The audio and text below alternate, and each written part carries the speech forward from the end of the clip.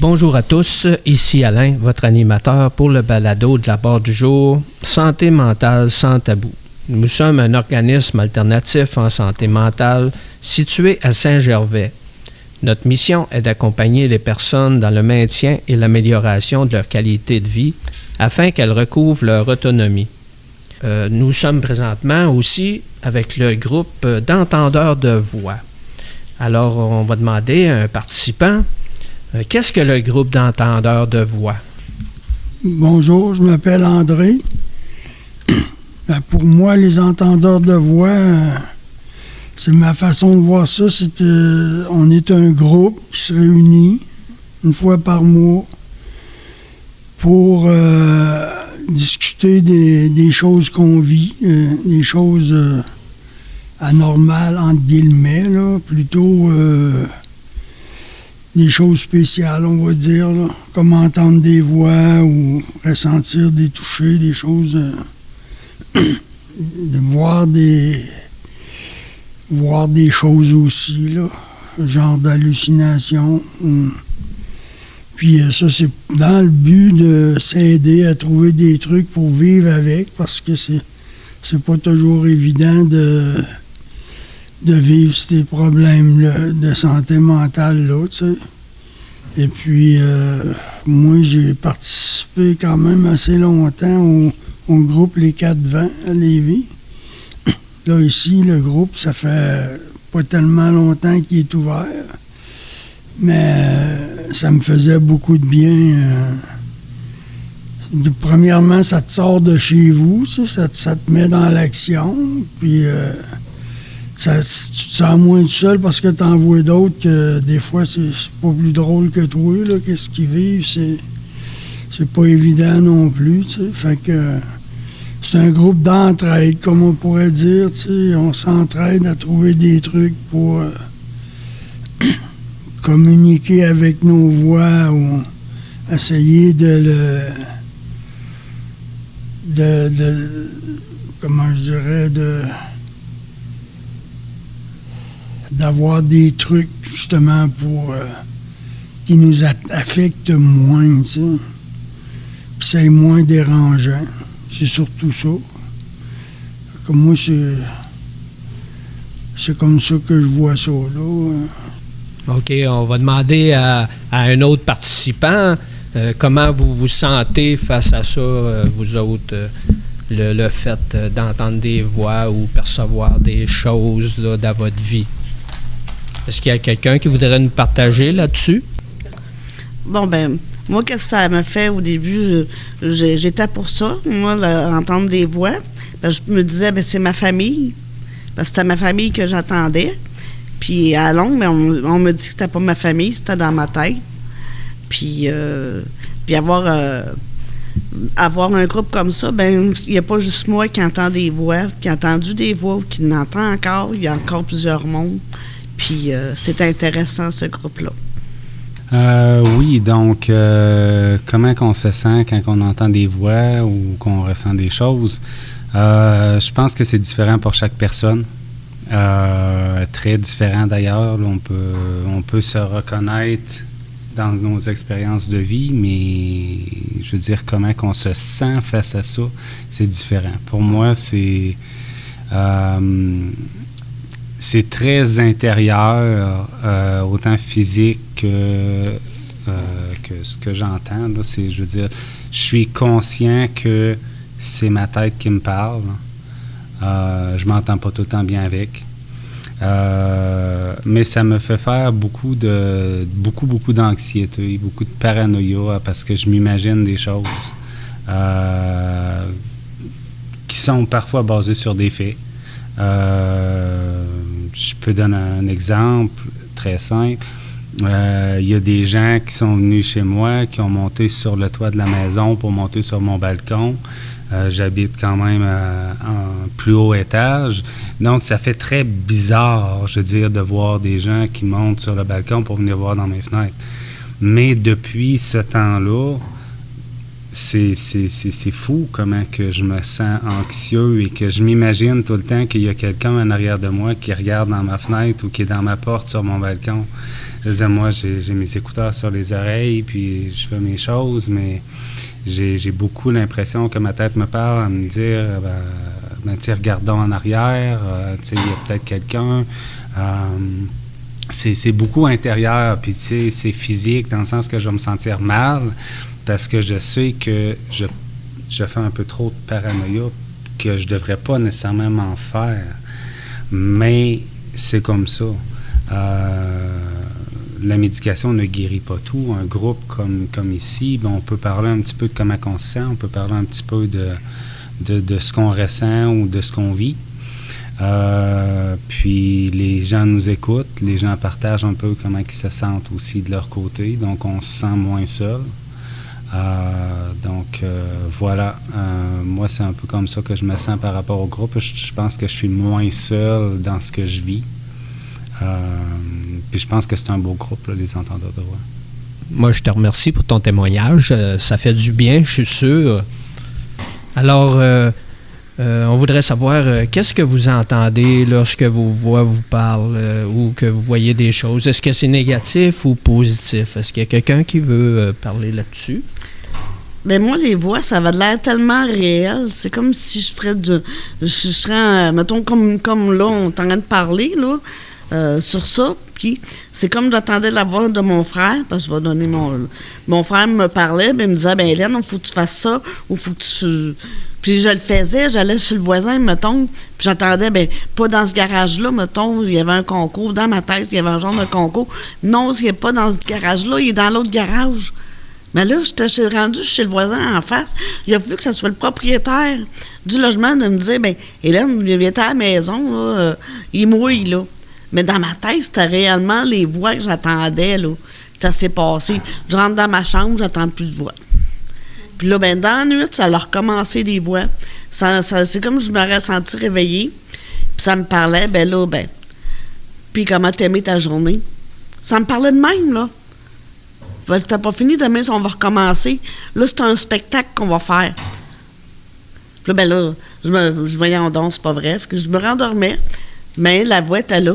Bonjour, comment ça va? Tu passes une bonne nuit? Ça parlait quasiment comme ça. Pour ça qu'à un moment donné, je me dis, c'est-tu vrai? C'est-tu pas vrai? Puis à un moment donné, ben, je m'en vais rester chez une autre personne. Puis c'était pas pareil, là. On fait attention, on fait un film. T'es enregistré. Là, à un moment donné, ben, ils ont perdu la cassette. Faut faire que tu recommences. Puis c'était pas vrai, il n'y avait pas personne. Là, moi, je pensais que ça venait de dehors, où ils ont mis des micros ou quelque chose, jusqu'à un moment donné, j'allais pas bien. Là, j'ai dit, je suis paranoïe, puis là, il faut que ça arrête. Mon chum, il n'entendait rien. Lui, il venait faire un tour, il n'entendait absolument rien. Il dit, mais non, là, j'entends rien.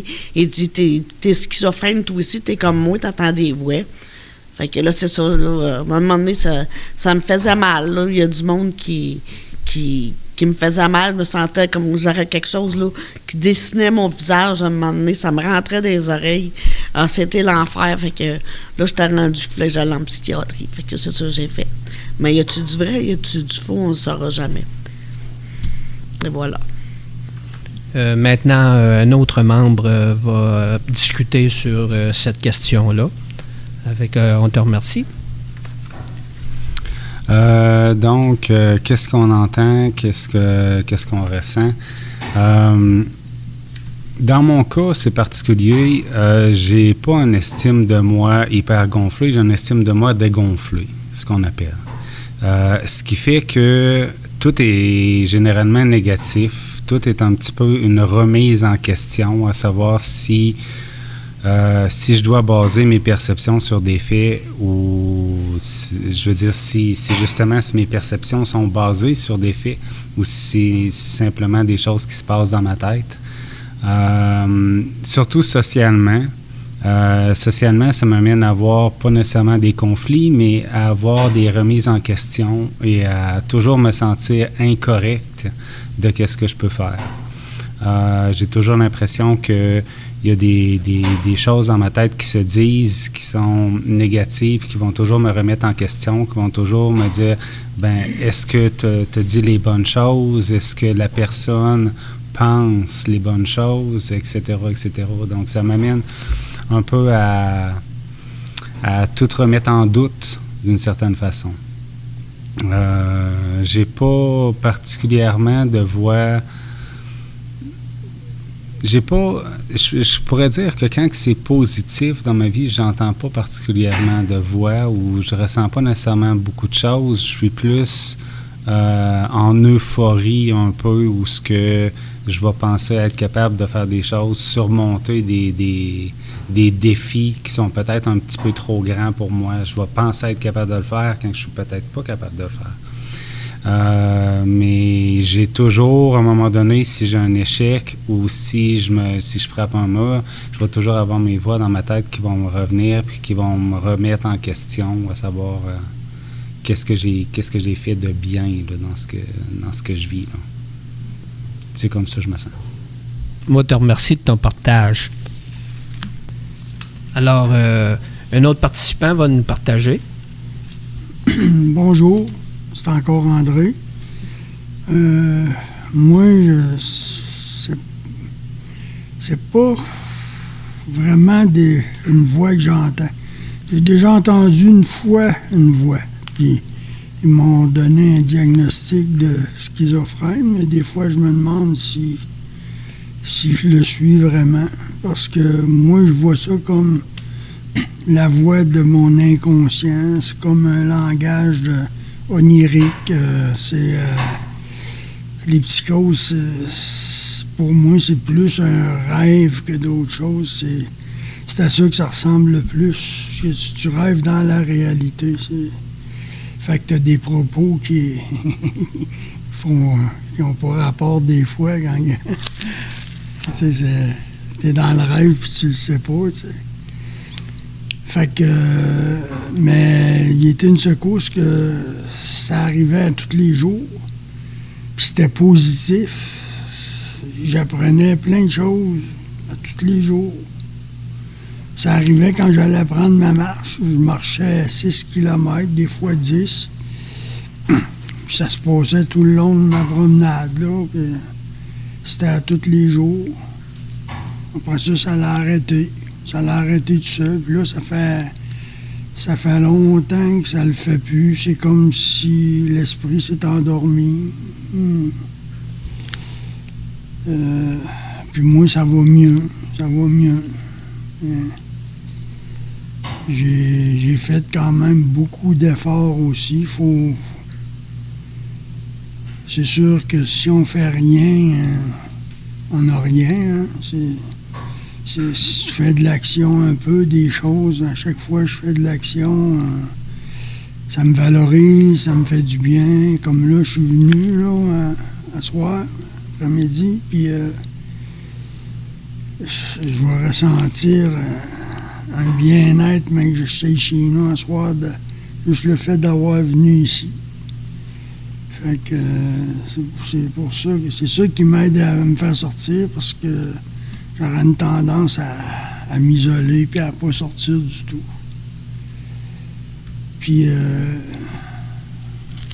moi aussi, j'ai une tendance à me remettre beaucoup, beaucoup en question. Parce que, puis avoir pas tellement confiance en moi aussi, tu sais. Puis, ben c'est ça. Fait que pour répondre à la question, c'est que des fois, c'était quand même très positif, mais des fois, c'était quand même très négatif. Fait que ça n'a pas toujours été pareil. Moi, j'ai continué à aller dans ces réunions-là parce que, justement, à cause du négatif, surtout, là, ça dérangeait beaucoup, beaucoup dans mon autre réalité, comme on peut dire. Fait que ça m'a aidé beaucoup d'assister à des réunions comme ça. Fait que c'est ça que j'avais à dire, là, pour le moment. Je vous remercie de m'avoir écouté. Ben merci André, c'était très intéressant de t'entendre là-dessus.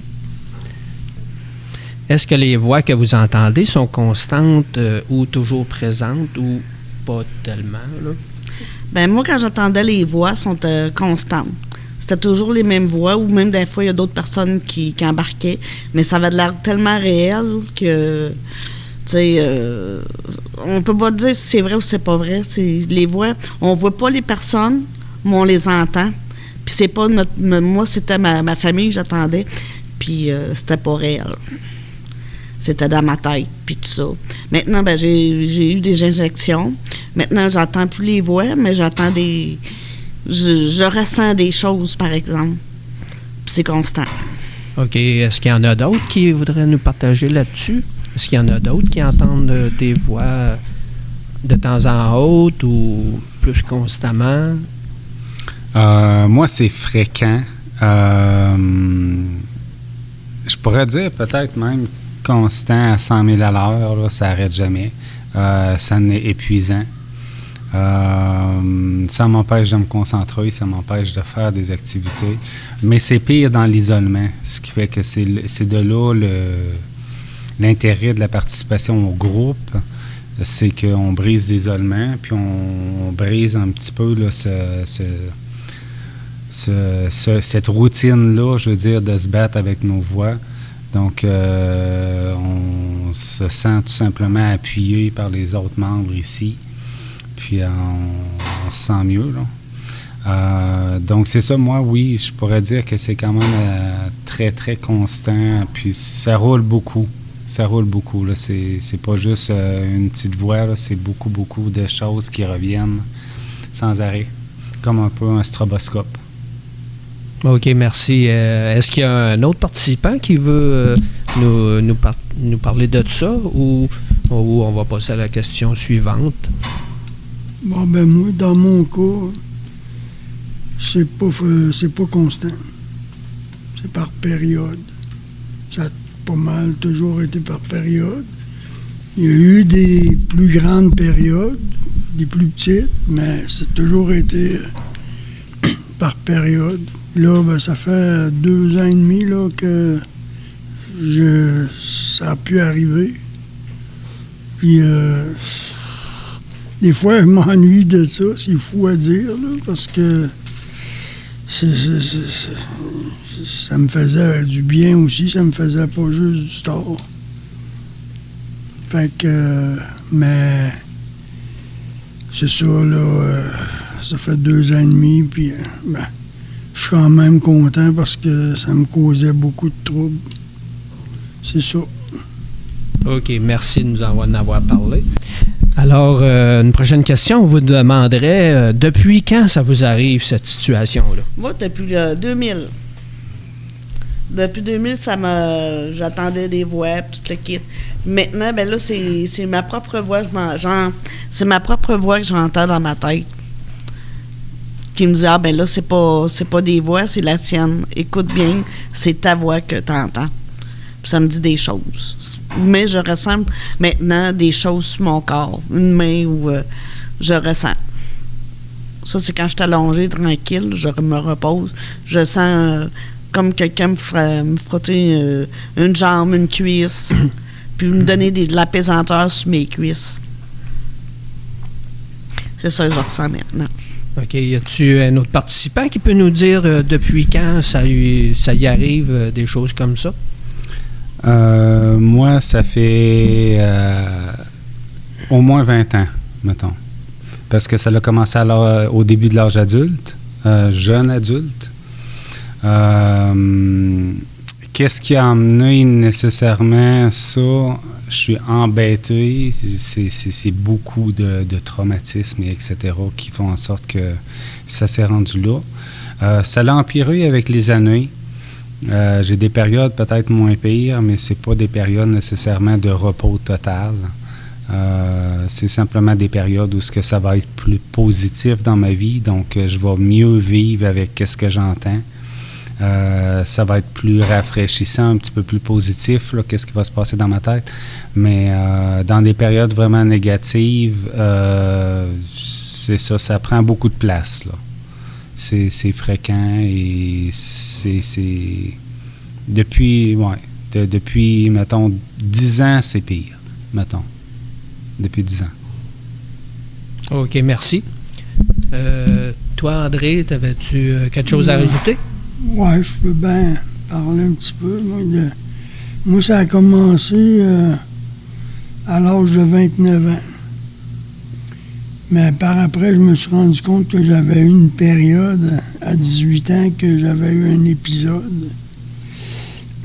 Mais à ce moment-là, ça avait passé, puis j'avais pris de la boisson, puis un peu de drogue, fait que je m'ai mis ça la faute là-dessus, mais quand je repense par après, là, c'était pas normal. Fait que 29 ans, puis moi, c'est drôle à dire parce que c'est le mouvement des alcooliques anonymes qui m'a fait arriver ça dans ma vie. Parce que quand j'ai arrivé dans ce mouvement-là à 29 ans, puis je me suis appliqué à mettre en pratique les 12 étapes. Puis là, il disait de se faire un Dieu. Parce que c'est important de croire à quelque chose. Fait que je regardais en dedans de moi, c'était quoi Dieu pour moi, puis j'ai fait le tour. Puis à un moment donné, j'ai choisi Jésus, puis mon Dieu il évoluait. À un moment donné, ça l'a venu le soleil, puis ça l'a revenu Jésus à un moment donné. Avec à cette heure, je dirais que mon Dieu, c'est Jésus, mais c'est que la 12e étape, elle disait que ça pouvait provoquer un réveil spirituel. Moi, dans mon cas, ça a été ça.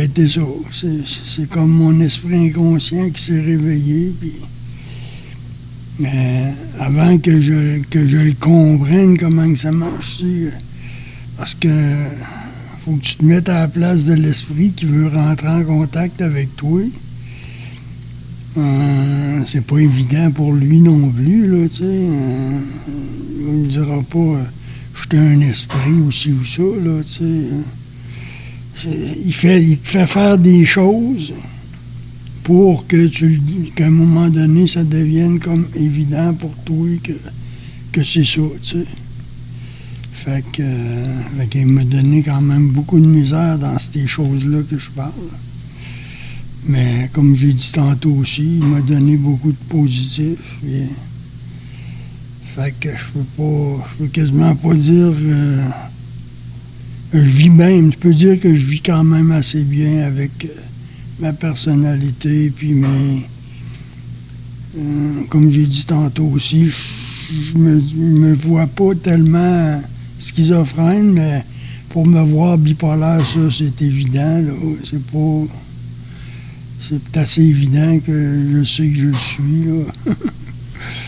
Parce que je passe d'un pôle à l'autre assez souvent. Master avec la médication, c'est moins pire, mais c'est plate parce que tu es un petit peu au neutre, mais ça l'évite de faire des dépressions profondes, puis des fois, ça pogne vite. Ça pogne très rapidement, puis tu descends très bas dans pas grand temps. Ça peut être dangereux. Fait que je prends une médication pour ça, puis comme je dis, ça fait 2 ans et demi là, que ça va bien. Puis c'est ça, ça a commencé à 29 ans, de la façon que je vous ai dit. Je vous remercie. Je te remercie. On avait une autre question. Est-ce qu'il y a des participants parmi vous qui voyaient des choses plus qu'entendre aussi? Ben moi, maintenant que j'entends plus vraiment, mais je sens des choses, puis je vois des choses par terre, sur un mur, des visages, surtout. Puis même, avant aussi, j'avais oublié de dire que les oiseaux me parlaient aussi. C'est dur, c'est drôle à dire, mais ils me parlaient. Je les entendais comme dire mais c'est moi. Ou bonjour. C'est un oiseau. Puis je le voyais partir. Il me regardait, puis il repartait. Je sais pas si ça arrivait à vous autres, là, mais j'ai vu des animaux quasiment me parler. OK, merci. Est-ce qu'il y a quelqu'un d'autre qui va partager là-dessus? Quels sont vos trucs lorsque ça arrive des situations comme ça? De mon côté, je pourrais dire que c'est d'essayer de m'occuper l'esprit le plus possible avec quelque chose qui me fait profiter du moment présent. La musique, les arts, la peinture, les jeux vidéo, les choses comme ça. Des fois, je vais être capable d'écouter un film d'un bout à l'autre, mais ça m'arrive très souvent là, que ma tête m'empêche de le faire. Donc, je vais écouter des débuts de films, puis je finirai jamais les fins. Mais du moins, c'est ça, c'est vraiment de profiter du moment présent, ce qui veut dire d'arrêter de les écouter, parce que moi, c'est un petit peu plus négatif. Puis c'est de profiter vraiment d'un moment qui va m'occuper l'esprit et à 100%, là, dans le sens que ça va prendre toute mon attention, d'une certaine façon. Est-ce que ça arrive, selon ce que vous vivez au quotidien, dans votre vie, si ça vous rend plus anxieux, si ça va moins bien, ou si, au contraire, si ça va mieux, si vos voix vous parlent plus ou moins dans ces temps-là? Pour moi, c'est pire lorsque j'ai un événement traumatisant qui va m'arriver dans ma vie. Beaucoup d'anxiété, un peu de paranoïa, des choses comme ça. Si ça va bien dans ma vie et que j'ai quand même à répétition du social, j'ai l'impression là, que c'est beaucoup moins pire. J'ai l'impression que je profite plus de la vie de cette façon-là. Je profite plus du moment présent quand je suis entouré de gens. Ça m'empêche pas, une fois de retour chez moi seul, de commencer à réentendre des choses et à revivre ma journée dans ma tête comme un film. Ça m'empêche pas de faire ça, mais quand que je répète, si on veut, mes sorties, comme venir à des groupes comme ici, ben ça m'aide, là, bien entendu, là, ça m'aide. Okay. Quelqu'un d'autre veut ajouter quelque chose? Moi, ça a commencé, je dirais, il y a 2 endroits que ça a commencé, là, ça a fait le boom. J'étais chez GTS, quoi. Il est arrivé des choses, il a fallu que je m'en aille rester chez mon garçon. J'ai resté chez mon garçon. Mon garçon,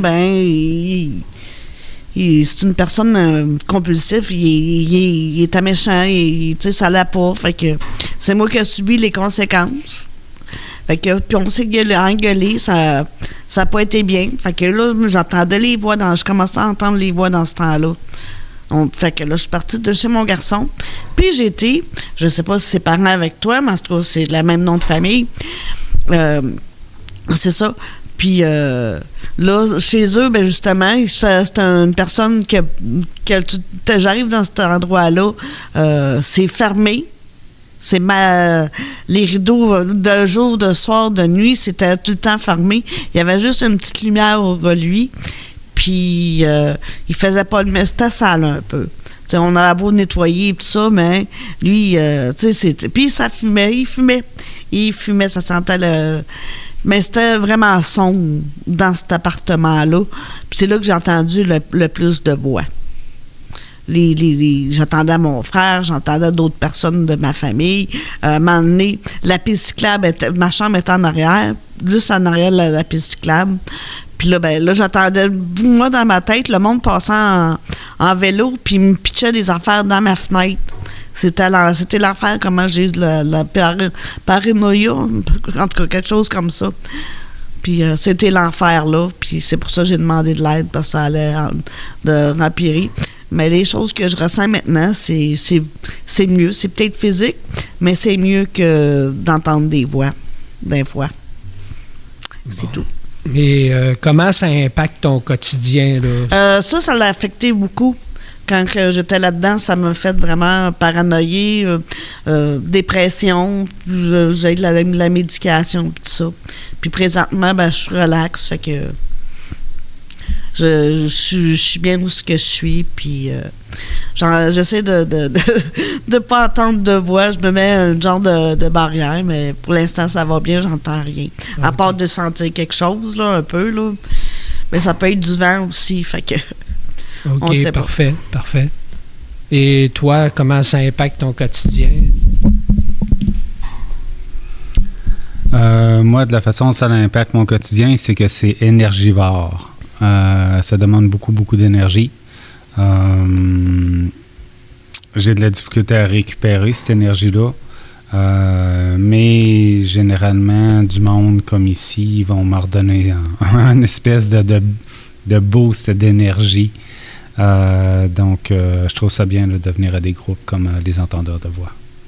Oui, c'est sûr que d'après les événements de notre vie, ça draine de l'énergie, là, peu importe qu'on entende des voix ou pas. Là.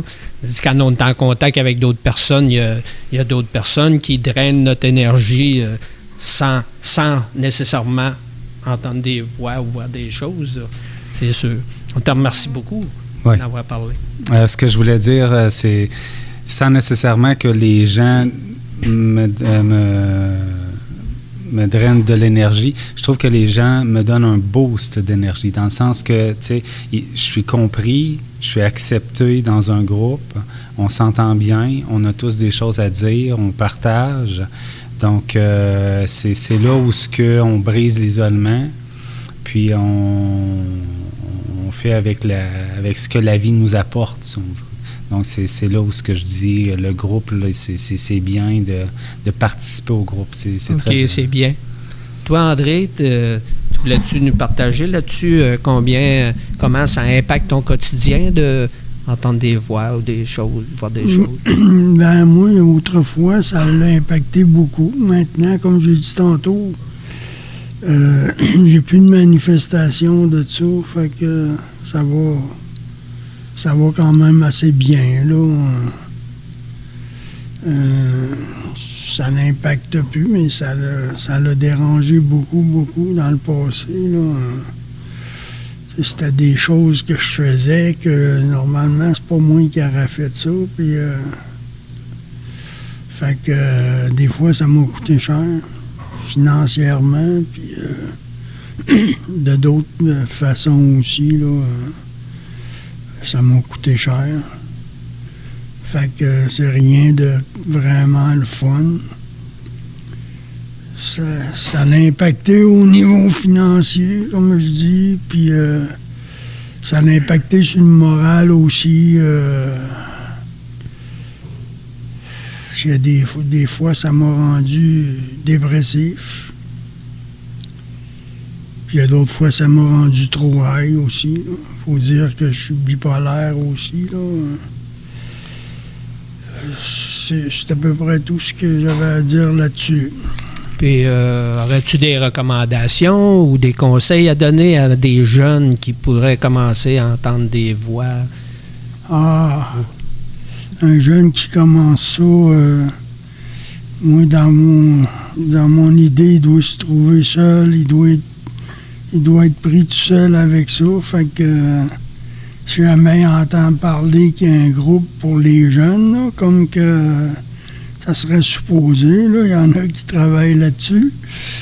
Puis je suggérerais d'y aller, tu sais, d'aller voir c'est quoi, là. Puis ils vont voir qu'ils sont pas tout seuls, puis ça peut les aider beaucoup au niveau des voix.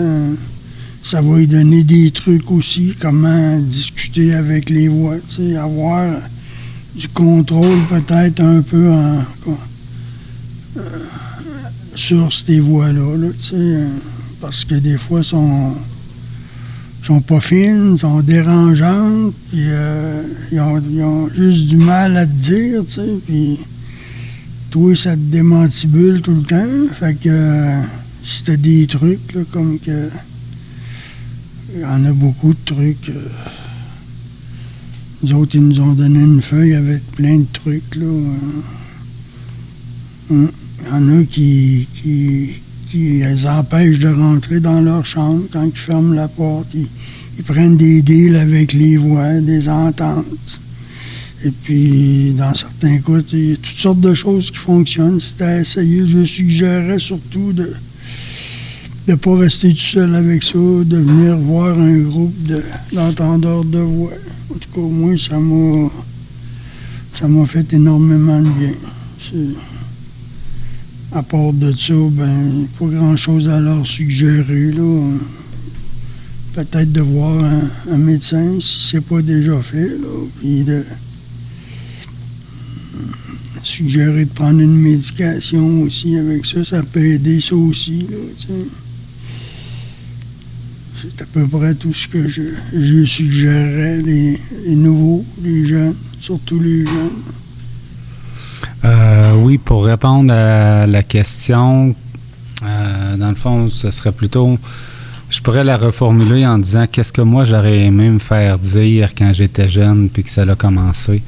J'aurais aimé me faire dire que je suis pas fou, que j'ai juste besoin d'être compris, entendu puis outillé. Donc c'est un peu ça le groupe là. Dans le fond, c'est d'être compris, entendu puis outillé dans qu'est-ce qu'on vit. Donc voilà, moi je dirais aux gens qui entendent des voix qu'ils ne sont aucunement fous, simplement qu'ils ont besoin d'être entendus eux-mêmes, de se comprendre eux-mêmes à l'intérieur, qu'est-ce qui se passe, de prendre un pas de recul par rapport à qu'est-ce qu'ils vivent et de participer à des groupes comme ceux-ci pour trouver en réalité des outils. Et bien entendu, c'est sûr qu'on ne peut pas se cacher que de voir un médecin et de discuter avec son médecin de qu'est-ce qu'on vit, c'est peu importe que ce soit un problème physique ou un problème de santé mentale, il faut le faire. Il n'y a pas de barrière à ça, là. Mais peu importe que les voix soient très présentes ou simplement un petit peu apparentes, moi je conseille les gens de se faire confiance et de participer au groupe. Donc, merci de nous avoir écoutés aujourd'hui. On remercie tous les participants et on vous dit à la prochaine.